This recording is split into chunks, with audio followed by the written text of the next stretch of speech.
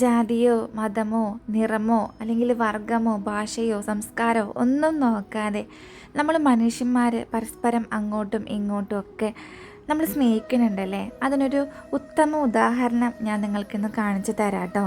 നമ്മുടെ ഈ യാത്ര അവസാനിക്കുന്നത് അബുദാബിയിലെ ബാബ്സ് ഹിന്ദു മന്ദിറിൻ്റെ മുന്നിലായിരിക്കും കേട്ടോ. ഇത്രയും വലിയൊരു അറബി രാഷ്ട്രത്തിൽ ഇതുപോലെ ഒരു അമ്പലം പണി കഴിപ്പിച്ചിട്ടുണ്ട് എന്ന് വെച്ചാൽ നമ്മുടെ ഭരണാധികാരികൾ അല്ലെങ്കിൽ ഇവിടുത്തെ ഭരണാധികാരികൾ അവർ നമുക്ക് തരുന്ന ഒരു വാല്യൂ ആണത്, റെസ്പെക്റ്റാണത്. അത്രയും വലിയ സെക്യൂരിറ്റി സന്നാഹങ്ങളിലൂടെയാണ് ഈ ഒരു അമ്പലത്തിൻ്റെ ഉള്ളിലേക്ക് നമുക്ക് പ്രവേശിക്കാൻ സാധിക്കുകയുള്ളൂ കേട്ടോ.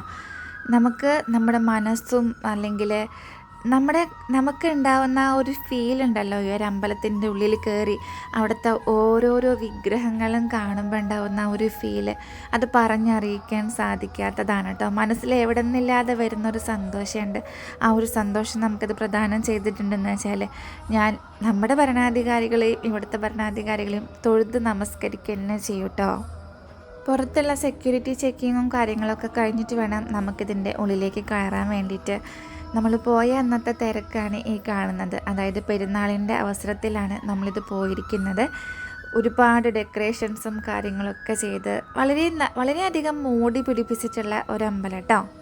അബുദാബിയിലെ ബാബ്സ് ഹിന്ദു മന്ദിർ ആണിത്. പ്രധാനമന്ത്രി നരേന്ദ്രമോദിയാണ് ഇതിൻ്റെ ഉദ്ഘാടനം ചെയ്തിട്ടുള്ളത്.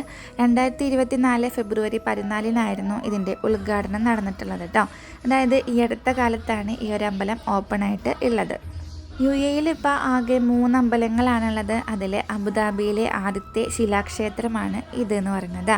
27 ഏക്കർ സ്ഥലത്ത് 700 കോടി രൂപ ചെലവിൽ ബോച്ച് സൻവാസി ശ്രീ അക്ഷര പുരുഷോത്തം ശ്രീനാരായണ സംസ്ഥ, അതാണ് ഈ ബാബ്സ് എന്നതിൻ്റെ പൂർണ്ണരൂപം എന്ന് പറയുന്നത്. ഇവിടുത്തെ സെക്യൂരിറ്റിയും കാര്യങ്ങളൊക്കെ ഞാൻ പറഞ്ഞില്ലേ, അത്രയും വലിയൊരു സെക്യൂരിറ്റിയിലാണ് ഈ ഒരു അമ്പലം സ്ഥിതി ചെയ്യുന്നത്.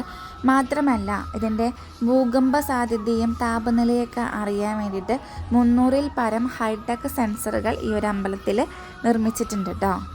ഈ ഒരു അമ്പലത്തിൻ്റെ ഏറ്റവും വലിയ മറ്റൊരു പ്രത്യേകത എന്ന് പറയുന്നത് ഇവിടെ ലോഹങ്ങൾ ഒന്നും തന്നെ ഉപയോഗിച്ചിട്ടില്ല എന്നതാണ്. രാവിലെ 9 മണി തൊട്ട് വൈകുന്നേരം 8 മണി വരെയാണ് ഇവിടുത്തെ പ്രവേശനം എന്ന് പറയുന്നത്. എല്ലാ മതത്തിൽപ്പെട്ട ആളുകൾക്കും ഇവിടെ പ്രവേശിക്കാവുന്നതാണ്. യാതൊരുവിധ റെസ്ട്രിക്ഷൻസും കാര്യങ്ങളും ഒന്നുമില്ല. പിന്നെ പ്രത്യേകം നിങ്ങൾ ശ്രദ്ധിക്കണം, നിങ്ങൾ എന്താ പറയുക, ലിക്കറൊന്നും കഴിച്ചിട്ട് ഇങ്ങോട്ടേക്ക് കയറരുത്. ഞങ്ങൾ വന്ന സമയത്ത് ഇതേപോലെ ഒരു ചേട്ടൻ കള്ള് കുടിച്ചിട്ടൊക്കെ വന്നിട്ട് ആളെ പുറത്താക്കിയത് നമ്മൾ കണ്ടായിരുന്നു കേട്ടോ. അപ്പോൾ അതുകൊണ്ട് അതൊന്നും ഉപയോഗിച്ചിട്ട് ഈ ഒരു അമ്പലത്തിലേക്ക് പ്രവേശിക്കാം എന്ന് വിചാരിക്കുകയാണെങ്കിൽ അതൊരിക്കലും സാധ്യമായ കാര്യമല്ല. പിന്നെ തിങ്കളാഴ്ച ദിവസം ഇവിടെ അവധിയായിരിക്കും. അന്നത്തെ ദിവസം പ്രവേശനം ഇല്ല.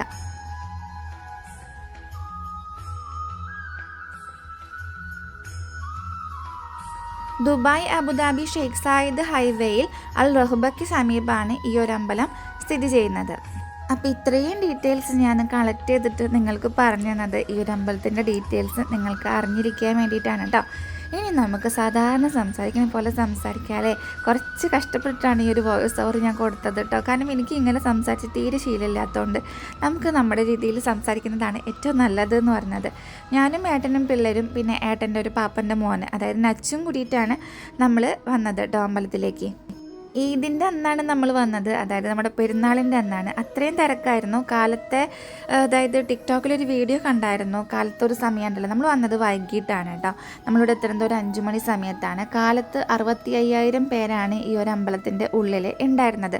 അമ്പലം വിസിറ്റ് ചെയ്യാൻ വേണ്ടി വന്നിട്ടുണ്ടായിരുന്നത്.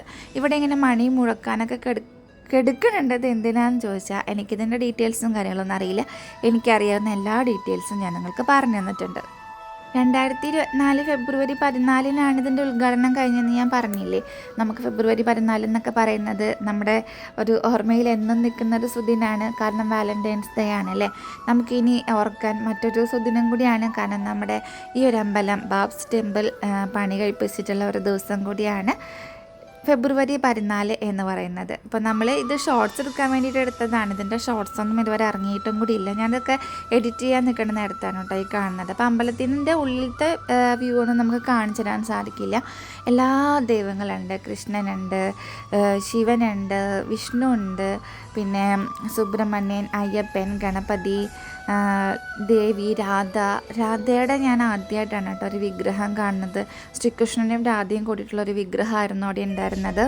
അതല്ലാതെ നമ്മുടെ കേരളത്തിൽ അവൈലബിൾ അല്ലാത്ത കുറച്ച് ദൈവങ്ങളും കൂടി ഉണ്ട് കേട്ടോ.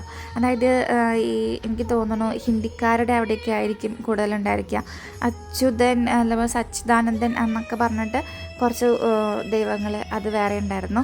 അപ്പോൾ അവിടുത്തെ ഇതൊക്കെ കഴിഞ്ഞിട്ട് നമ്മൾ നേരെ അടിയിലേക്ക് ഇറങ്ങുമ്പോൾ ഇവിടുത്തെ ഒരു പ്രത്യേകത എന്ന് പറയുന്നത് ദുബായിൽ നിങ്ങൾ, അതായത് UAE നിങ്ങൾ എവിടെ, അതായത് ഒരു ടൂറിസ്റ്റ് പ്ലേസിൽ പോയിട്ടുണ്ടെങ്കിലും അത് കണ്ട് ഇറങ്ങുമ്പോൾ നേരെ ഇതേപോലെ പർച്ചേസ് ചെയ്യാൻ പറ്റുന്ന കുറച്ച് സ്ഥലങ്ങൾ ഉണ്ടായിരിക്കും.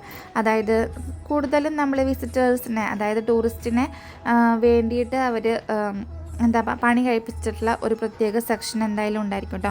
നമുക്ക് ആവശ്യമുള്ള സാധനങ്ങൾ അവിടെ നിന്ന് വാങ്ങിക്കാവുന്നതാണ്. അങ്ങനെ വാങ്ങിച്ചു കൊണ്ടുപോകുമ്പോൾ അത്യാവശ്യത്തിന് വിലയും കാര്യങ്ങളൊക്കെ ഉണ്ട്. എനിക്ക് ഇപ്പോഴത്തെ ഒരു ക്രേസ് എന്ന് പറയുന്നത് എനിക്ക് ഭയങ്കര ഇഷ്ടമായിട്ടോ. ഇതാണ് ആ അമ്പലത്തിൻ്റെ പൂർണ്ണ രൂപം എന്ന് പറയുന്നത്. അത് ഭയങ്കര ഇഷ്ടമായി. പക്ഷേ 300 ദറംസോ 400 ദറംസൊക്കെ ഉണ്ട്. അപ്പോൾ അതുകൊണ്ട് നമ്മൾ കണ്ട് ഭംഗി ആസ്വദിച്ച് തിരിച്ചു പോകുന്നു കേട്ടോ. ഇപ്പോഴായി പിന്നെ എനിക്ക് തുടങ്ങിയിട്ടുള്ള മെയിൻ കലാപരിപാടിയാണ് കേട്ടോ ഈ സോവനിയർ വാങ്ങിച്ചു വയ്ക്കൽ. എനിക്ക് എന്തോ അത് ഭയങ്കര ക്രേസായിട്ടാണ് ഇരിക്കുന്നത്. എന്താണെന്നറിയില്ല. നമ്മൾ താജ്മഹൽ കാണാൻ പോയ അപ്പം തൊട്ട് തുടങ്ങിയിട്ടുള്ള ഒരു കലാപരിപാടിയാണ് കേട്ടോ അതിൻ്റെ ഒരു കളക്ഷൻ എന്ന് പറയുന്നത്. എനിക്കതിങ്ങനെ കുറേ കൂട്ടി എടുത്ത് വയ്ക്കണമെന്ന് ഒരു ആഗ്രഹമുണ്ട്. നടക്കുമോ നടക്കില്ലേ എന്നൊന്നും അറിയില്ല. നമ്മൾ പോകുന്ന സ്ഥലത്തെ ഒരു ഓർമ്മ അത്രയും ഞാൻ വിചാരിക്കുന്നുള്ളൂ. ഇതിന് മുന്നേ നമ്മൾ ഗോവയ്ക്ക് പോയപ്പോഴും ഞാൻ അവിടെ നിന്ന് വാങ്ങിച്ചിട്ടുണ്ടായിരുന്നു. അത് പക്ഷേ ഗ്ലാസ് ആയിരുന്നു കേട്ടോ വാങ്ങിയിട്ടുണ്ടായിരുന്നത്. ഗോവയുടെ ഗ്ലാസ്, നേവിയുടെ കളക്ഷൻ ആയിട്ടുള്ള ഒരു ഗ്ലാസ്സാണ് വാങ്ങിച്ചിട്ടുണ്ടായിരുന്നത്. അതൊക്കെ ഇപ്പോഴും എൻ്റെ വീട്ടിൽ ഞാൻ ഭദ്രമായിട്ട് പിള്ളേരെ കൊണ്ടൊന്നും തൊടിക്കാതെ സുരക്ഷിതമായിട്ട് എടുത്ത് വെച്ചിട്ടുണ്ട്.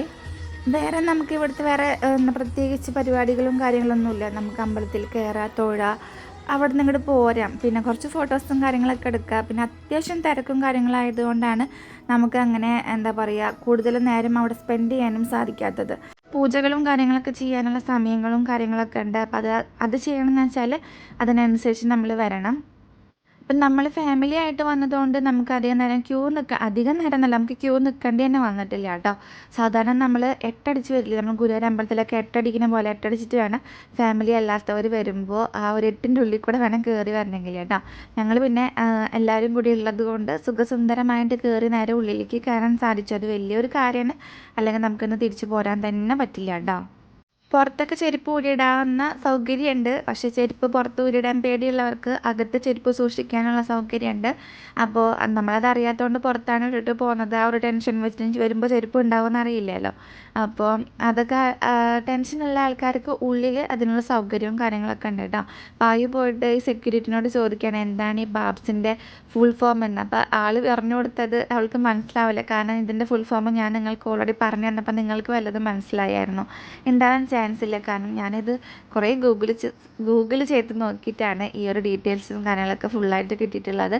അപ്പോൾ അത് ഷെയർ ചെയ്ത് തന്നപ്പോൾ എനിക്ക് ഭയങ്കര സന്തോഷമുണ്ട്. കാരണം ഒരു അറിവാണല്ലോ അല്ലേ. അപ്പോൾ ഏട്ടനോട് ചോദിക്കും കുറേ കാര്യങ്ങൾ ഇതേപോലെ ഞാൻ ഇങ്ങനെ ഇരുന്ന് ഗൂഗിൾ ചെയ്യുമ്പോൾ ഏട്ടനോട് ചോദിക്കാറുണ്ട് ഇക്കെല്ലാം ഭ്രാന്തുണ്ടോയെന്ന്. പക്ഷേ നമ്മളൊരു കാര്യം പറഞ്ഞു കൊടുക്കുമ്പോൾ അത് സത്യസന്ധമായിട്ട് പറഞ്ഞു കൊടുക്കുക എന്നുള്ളതാണ് എൻ്റെ ഒരു ശൈലി എന്ന് പറയുന്നത്. എനിക്കതാണ് കേട്ടോ ഇഷ്ടം. വെറുതെ കിടന്ന് വളവള പറഞ്ഞതിനെക്കാട്ടും എത്രയോ ഭേദമാണ് ഇതൊക്കെ നിങ്ങൾക്കും അറിയുമ്പോൾ നിങ്ങൾക്കും അതൊരു സന്തോഷമില്ല, ഒരു അറിവല്ലേ അല്ലേ.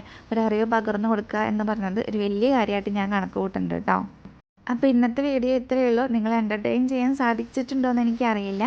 തീർച്ചയായിട്ടും നിങ്ങളുടെ സപ്പോർട്ട് എനിക്ക് അത്യാവശ്യമാണ്. വീണ്ടും അടുത്ത വീഡിയോയിൽ കാണുന്നവരെ എല്ലാവർക്കും ബൈ ബൈ.